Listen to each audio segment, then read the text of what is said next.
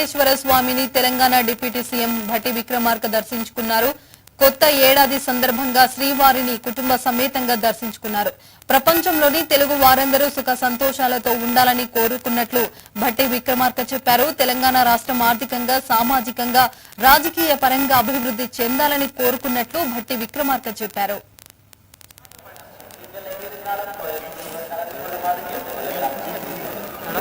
నూతన సంవత్సర సందర్భంగా తిరుమల తిరుపతి వెంకటేశ్వర స్వామి వారిని దర్శించుకొని ప్రపంచవ్యాప్తంగా ఉన్నటువంటి తెలుగు వాళ్ళందరికీ కూడా మంచి జరగాలని నూతన సంవత్సర శుభాకాంక్షలు తెలియజేస్తా ఉన్నాం.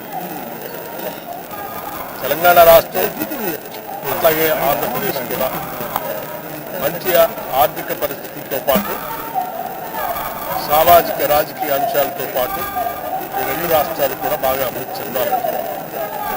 తద్వారా ప్రపంచంలోనే ఒక ప్రముఖమైనటువంటి స్థానాలుగా తెలుగు రాష్ట్రాలు ఎదగాలని చెప్పి దానికి వారి స్వామివారి ఆశీస్సులు మెండుగా కావాలని వారిని కోరుతూ దర్శనం చేసుకోవటం జరిగింది.